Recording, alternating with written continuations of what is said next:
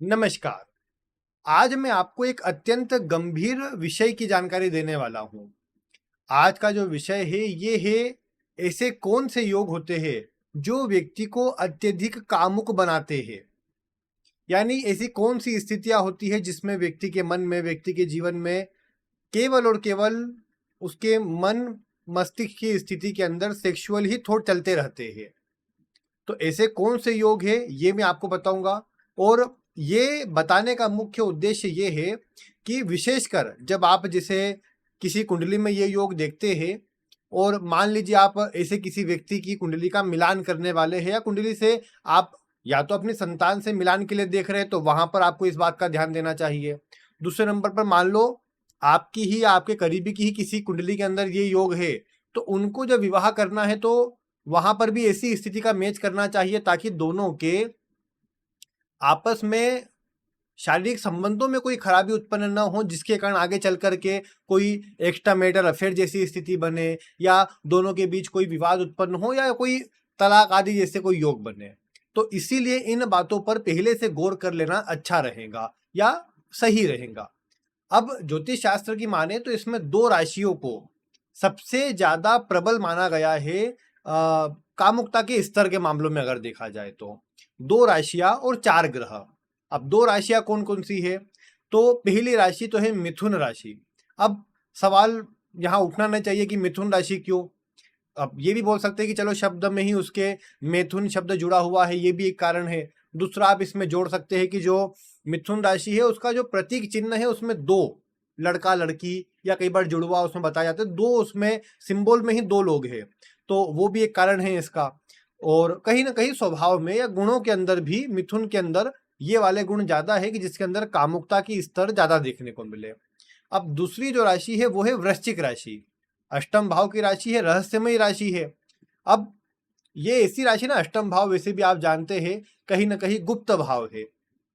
संभोग आदि जैसी जो स्थितियां है वो गुप्त स्थितियों में आती है और इसीलिए अष्टम भाव में मतलब कहीं ना कहीं जो वृश्चिक राशि है वो इन स्थितियों को बताती है। इस राशि में मंगल और केतु दोनों ग्रह का प्रभाव होता है और ये राशि वालों का विचार भी कई बार इस तरह का होता है कि वो मतलब संभोग से साधना तक इस तरह वाली जो एक लाइन है वो इनके लिए कई बार फिट बैठ जाती है। हाँ, इसमें ये बात है कि आप केवल ये ना सोचे कि जिनका लग्न इन इन लग्नों पर जन्म जिनका हुआ है या जिनका इन राशियों पर जन्म हुआ है केवल उन्हीं पर यह बात लागू होगी।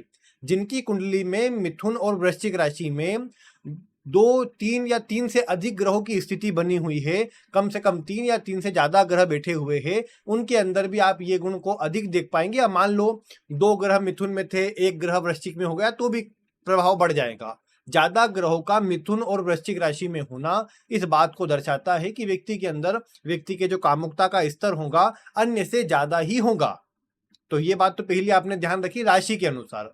इन राशियों में ज्यादा ग्रह हो, आपके प्रमुख ग्रह इन राशियों में हो या ज्यादा ग्रह इन राशियों में हो, लग्न आदि इन राशियों में हो तो आप ऐसा विचार कर सकते हैं या इन गुणों की अधिकता बढ़ेगी। ये पहला पॉइंट हुआ। दूसरे नंबर पर कामुकता को बढ़ाने वाले ग्रहों में कुछ ग्रह भी है। वैसे तो चार ग्रह है, तीन प्रमुख है इसमें। तीन प्रमुख ग्रहों में पहला ग्रह है चंद्रमा। बिल्कुल, चंद्रमा जितना अधिक व्यक्ति को कामुक बनाता है उतना दूसरे नहीं बनाते। चंद्रमा की स्थिति ही निर्धारित करती है कि व्यक्ति के मन में किस तरह के विचार चलेंगे। और चंद्रमा की भी कुछ विशेष स्थितियां, ऐसा नहीं कि मैं बोलूं हर ही भाव में, कुछ विशेष स्थितियां चंद्रमा की तो ऐसी ही बन जाती है जो व्यक्ति को अत्यधिक कामुक बनाने का काम करती है या व्यक्ति के अंदर इसी तरह के विचारों को बढ़ाने का काम करती है। कौन कौन सी स्थितियां, तो अगर चंद्रमा किसी व्यक्ति का पंचम भाव में है, सप्तम भाव में है, अष्टम भाव में है या 12वें द्वादश भाव में है तो ये कुछ ऐसी स्थितियां हैं जो दर्शाती है कि व्यक्ति अत्यधिक मात्रा में कामुक होगा। और उसमें भी अगर फिर चंद्रमा मिथुन का हो गया या वृश्चिक का हो गया तो ज्यादा मात्रा में इन स्थितियों में वृद्धि हो जाएगी। फिर वो जो थॉट है, जो विचार है और अधिक बढ़ जाएंगे।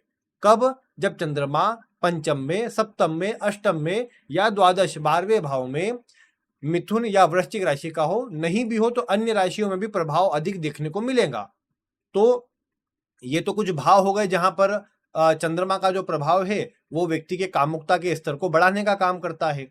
इसके बाद अगर आप देखिए तो आपने अगर ये देखा कि किसी व्यक्ति की कुंडली में शुक्र शुक्र एक जिम्मेदार ग्रह है, आप जानते ही हैं कि व्यक्ति के मतलब प्रेम की स्थिति को, रोमांस की स्थिति को दर्शाने का काम शुक्र करता है। विपरीत के प्रति आकर्षण देने का काम भी शुक्र ग्रह करता है। ऐसे में शुक्र को देखना बहुत जरूरी है। तो ये दूसरा जो ग्रह है ये शुक्र है। शुक्र के लिए कोई भाव नहीं है। शुक्र पूरे 12 भावों में जहां पर भी बैठेगा वो व्यक्ति को कामुक ही बनाएगा।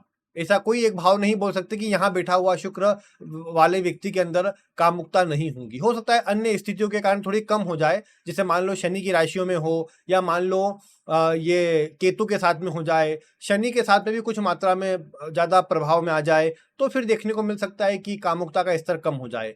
अग्नि तत्व की राशियों में हो सकता है कामुकता का प्रभाव थोड़ा कम हो जाए, लेकिन यहाँ ये कभी नहीं बोल सकते कि अगर शुक्र किसी भाव में बैठा है तो उसके अंदर कामुकता का प्रभाव वो कम करेगा, बल्कि शुक्र जहां भी होगा स्थिति आदि अनुसार, अगर विशेषकर आपने देखा कि वो इन राशियों में है, किन राशियों में, मिथुन या वृश्चिक राशियों में है, तो व्यक्ति के अंदर कामुकता के स्तर को बढ़ाता है और ज्यादातर इस तरह के विचारों को प्रदान करता है। ये बात आपको देखने को मिलेगी। इसमें भी विशेषकर स्वयं की राशियों में, वृषभ या तुला में, उच्च राशि मीन में, या जल तत्व की अन्य राशि यानी कर्क या वृश्चिक में अगर शुक्र बैठा हुआ है तो फिर ये ज्यादा मात्रा में कामुकता के प्रभाव को बढ़ाता है, व्यक्ति के अंदर काम वासना को बढ़ाने का काम करता है।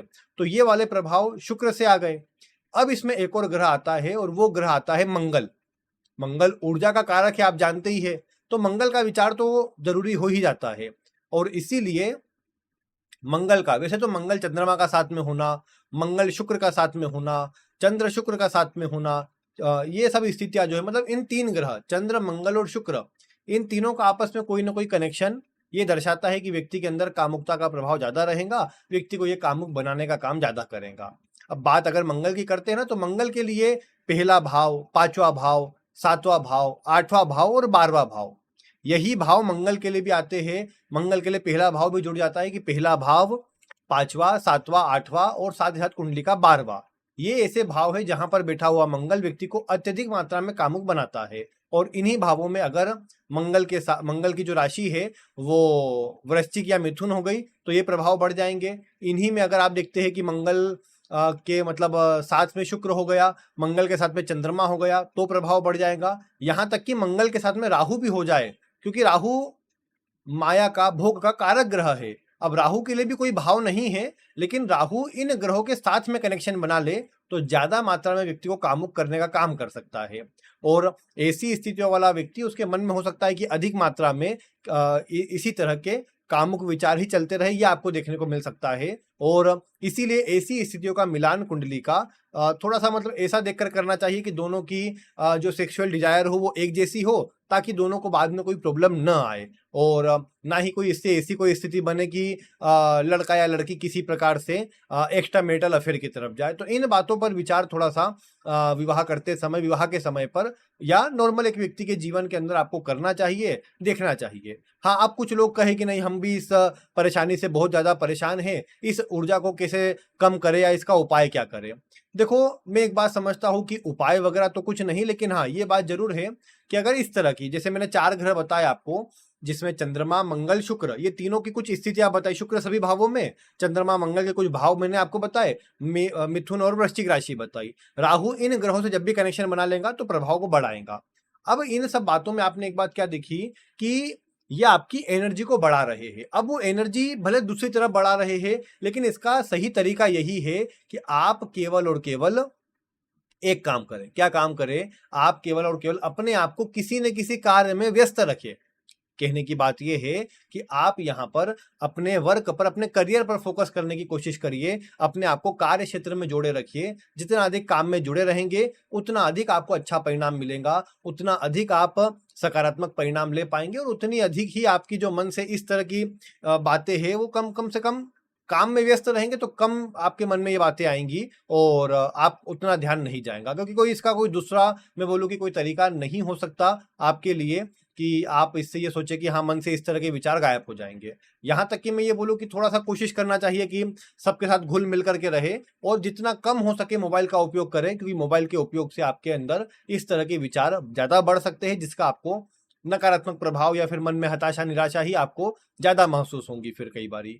तो या खुद से ही मन में हीन भावना आ रही है, खुद को ही आप भला बुरा सोच रहे हैं, बोल रहे हैं, तो इस तरह की बातें आपके अंदर आ सकती है। जिससे बचने का तरीका यही है कि अपने आप को ज़्यादा अकेला रखने से बचे, सबसे जोड़ करके रहे और कोशिश करिए कि अपने आप को कार्यों में व्यस्त रखे। ये आपके लिए सबसे बढ़िया रहेगा, सबसे अच्छा परिणाम देगा और आपको कम से कम इन स्थितियों से बाहर निकालने की कोशिश करेगा। हाँ, ये बात भी है कि ये एनर्जी उम्र के एक पड़ाव तक ज़्यादा असर देती है, बाद में अपने आप कम होते जाती है व्यक्ति की कुंडली के ग्रहों की स्थिति के अनुसार। तो उम्र के साथ भी कम हो जाएगा, लेकिन अभी के समय पर कम से कम आप कुछ प्रैक्टिकल वे में ही आगे बढ़ सकते हैं, जो जरूरी रहेगा आपके लिए। तो ये कुछ प्रभाव है, ये कुछ उपाय के रूप में भी आप सोच सकते हैं इसे। बाकी शिव जी की आराधना आप जानते हैं कि मतलब शिव जी ने मैं नाम भूल रहा हूँ, आपने कमेंट कर दीजिएगा, चलिए भस्म किया था जिन्हें, आप उनका मतलब नाम लिख दीजिएगा।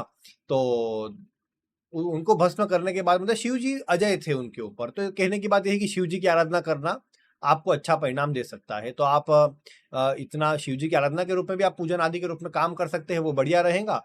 बाकी तो फिर प्रैक्टिकल चीजें मैंने आपको बताई है। कुंडली में योग हो तो थोड़ा प्रभाव तो मिलेगा, उसको तो कोई बदल नहीं पाएगा, उसको हटा नहीं पाएगा कोई। बस कुछ प्रैक्टिकल चीजें आपको थोड़ा सा उसमें कंट्रोल लाने पर मदद करेंगी। बाकी इससे जुड़ा कोई प्रश्न हो तो आप वीडियो में कमेंट करें, और ज़्यादा कुछ स्थिति हो तो आप नंबर पर व्हाट्सएप पर संपर्क कर सकते हैं। बाकी आज की वीडियो में इतना ही। वीडियो पसंद आए तो लाइक करिए, शेयर करिए और चैनल को सब्सक्राइब करिए। वीडियो देखने के लिए आपका बहुत बहुत धन्यवाद।